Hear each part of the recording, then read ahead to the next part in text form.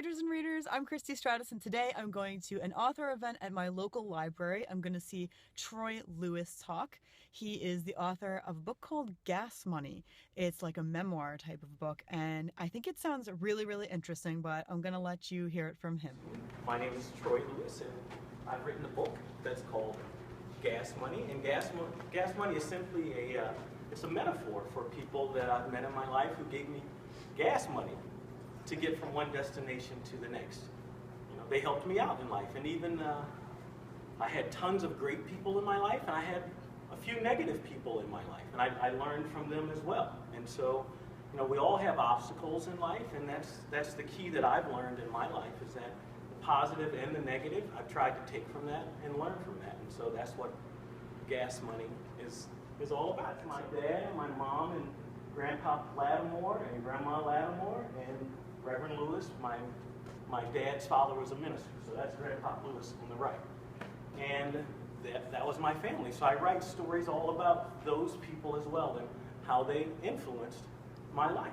My Uncle Tony, the youngest one there at the bottom, is another central character in the book, because he gave me this love of storytelling. I'm very honest in the book. I'm very frank. And there were a lot of trials and tribulations that my family went through growing up in the 60s and 70s. I never thought that anyone in my family loved each other, because it kind of seemed we all just tolerated each other. But the only time that I thought what I saw was love was when Mama and Dad used to jitterbug to records when I was a little kid. So what I used to do is I used to sit on the steps and watch them, and I just really thought it was magical how well they could move together. But that was the only thing that I really saw that was love as far as they were concerned. One of the things that I talk about in the book, and I'm sure that applied to Tony as well, no one ever told me that they loved me until I was 30 years old, and that was when I graduated from college. And my mom flew out to my graduation. I graduated from the University of Nebraska while I was in the Air Force. And she was just so happy that I was the first one to graduate, and she hugged me I'll show you that picture in a second, but she just hugged me and said that I'm so proud of you, I love you.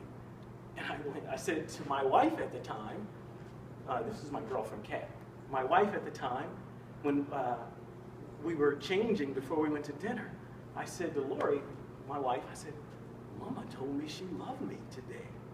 And she looked at me and she goes, well, it's about goddamn time. So that's one of the stories that I tell in the book, and how, you know, my mom, my dad, I'm letting you know what comes in the book.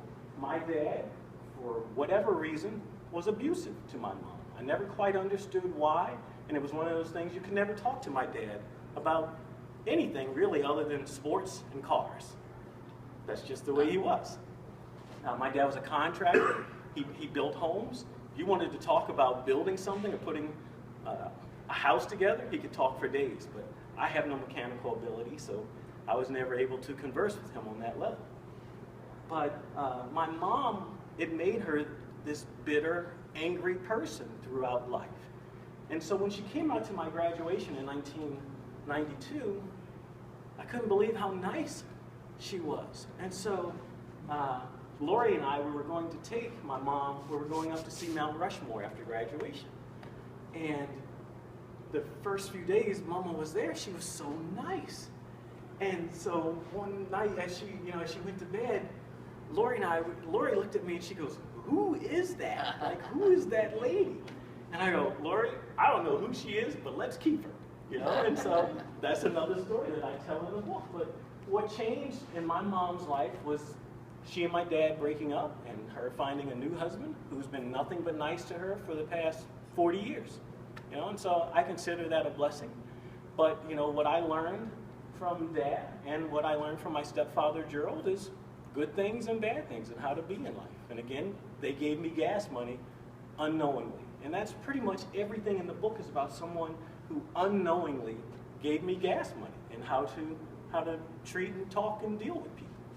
Okay, I'm talking with Troy Lewis here himself. He gave an amazing presentation that was really exciting, and he's so personable. So I wanted to just ask you, did you have any books that impacted your decision to write this sort of memoir and short stories, or anything that helped you to write in a certain way, anything like that? There wasn't one author in particular, or one story, or one book in particular, but I would say there's a person who was part of the Harlem Renaissance back in the 20s and 30s. Their name was Arna Bontemps, Bontemps. He wrote a story about this black and white family. They were sharecroppers in the 20s in Alabama, and he had a neat ending that you didn't see coming. And so the ending to my book, you don't see it coming. Oh, And so I always, when I was writing my stories, I put all of these chapters together, and I knew that I was leading up to a point, but I knew it would be something that the reader would not expect. that's fantastic. It's so different from like a memoir type of, personal narrative.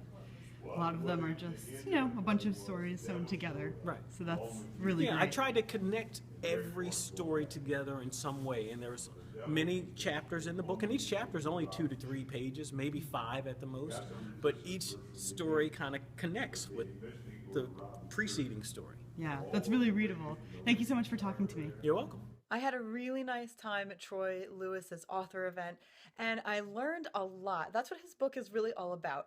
It's called Gas Money, and I'm sure that you probably understood from everything that he said, but just in case you don't get it, I think it's such a fantastic idea. It's it's more of a personal narrative. Before I called it a memoir, but it's really more of a personal narrative, and there is a difference that kind of takes you through his life and the lessons that he learned, or as he calls them, the gas money that sort of propelled him forward from that point and helps him, well, with his whole life, as any advice helps all of us through our lives. And he's sharing his perspectives, he's sharing his experiences, and they're really, really interesting. He's such a personable guy, and he has a really good, charismatic personality. So it was a good event, and I felt that he had a lot to share. The things that happened in his life, it starts back in the time when segregation was just falling away. So you can tell that there's a lot to be said during that time period, a lot of stuff going on with his family, a lot of stuff once he went on into the world as an adult. There's just so much that he talked about, and just it's nice to hear a perspective from someone whose life isn't perfect and never was, and who really learned a lot from it, and who's super positive and optimistic. He's gone through a lot of stuff, and you know what? He came out with a lot of lessons that he's sharing with all of us, and a really, really positive vibe. When I asked Troy if he felt squeamish at all writing a personal narrative that not only has personal events, but actual names of people, and not just like his mom and his dad or anything like that, a couple of friends, like a lot of real people. When I asked him if he felt nervous about it or anything, he said that he actually talked to his mom about it, and the story behind his relationship with his mom is really interesting. I really encourage you to read this because he's just got such an interesting story. But he spoke to his mom about it because he said some of the most difficult parts were actually about his mom. They didn't always have a great relationship, although they do now. And she said that she was fine with it. And she said to anybody who isn't fine with them, essentially screw them. But she's stronger language. She sounds like a really amazing woman, honestly. He said that it was a really good healing experience for him as well, which I've heard about a lot of. Well, it could be fiction or nonfiction. I've heard about it for both types of writing, but he said it was a really good experience to get all of that off his chest, and for his mom to be so open about it and to encourage him so strongly, I thought was just wonderful. It gives you more insight into his life now. So I really enjoyed meeting him. I think his book is going to be excellent. I'm definitely going to get a copy on Kindle. I really, really look forward to his next book. He's going to have another one. I won't tell you too much about it. You'll have to look it up for yourself. But I really look forward to seeing where this author goes with his career, because I think he's got really good promise in his personality and in his writing. He's just really something to get to talk to. So if you ever get the chance to go to one of his, book events or author events, definitely go up to him, talk to him. He's really a great guy, and give his book a chance, because I think that we can all learn from it. Even those of us who have already gone through lots and lots of changes in our lives, have had many things to learn from, or have learned a lot. He's just got a lot to share, and I think we could all do with his positive outlook. So thanks for joining me on this adventure, and I'll see you soon.